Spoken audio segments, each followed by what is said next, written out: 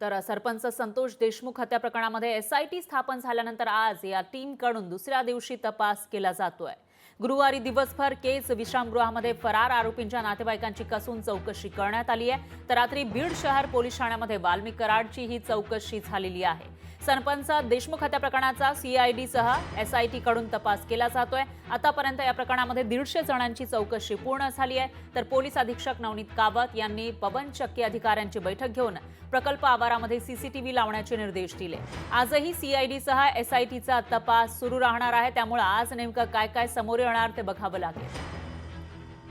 आणि याविषयी अधिक माहितीसाठी आपले प्रतिनिधी विकास माने हे आपल्यासोबत थेट जोडले गेलेले आहेत। विकास, काय सांगाल? आपण बघतोय एकूणच 25-26 दिवस होत आलेले आहे संतोष देशमुख यांच्या हत्येला। त्याच्यानंतर लवकरात लवकर जे काही मारेकरी आहेत त्यांना शिक्षा द्या अशी मागणी होत असतानाच तपासाला कुठेतरी गती मिळाल्याचं दिसतंय। कशा पद्धतीने हा तपास सुरू आहे?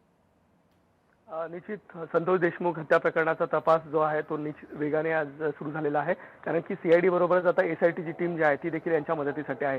याच सगळ्या पार्श्वभूमीवरती वाल्मिक कराड यांनी मात्र न्यायालयामध्ये जी याचिका दाखल केलेली आहे ती निश्चित महत्त्वाची आहे।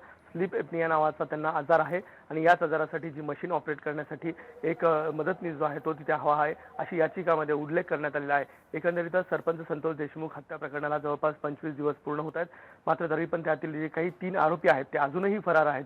त्यामुळे याच आरोपींना अटक करण्याच्या मागावरती सध्या हे पोलीस जे आहेत आणि त्याबरोबर सीआयडी असेल आणि एसआयटीची जी समिती आहे ती संपूर्ण आता वेगाने काम करताना पाहायला मिळत आहे।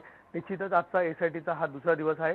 काल दिवसभरामध्ये केज विश्रामगृहामध्ये जे काही फरार आरोपी आहेत त्यांच्या नातेवाईकांची चौकशी केल्यानंतर आज पुन्हा एकदा एसआयटीचा जो तपास आहे तो वेगाने होणार आहे, कारण की पुन्हा केज येथील मसाजोग आणि त्यासह इतर परिसरामध्ये ही टीम जी आहे ती जाणार आहे आणि त्याचा तपास जो आहे तो केला जाणार आहे।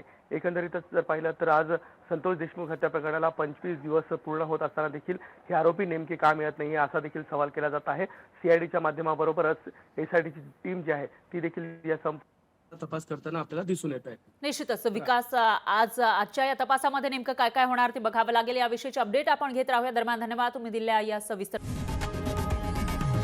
लोकशाही मराठी ऐका, पहा, जागरूक रहा।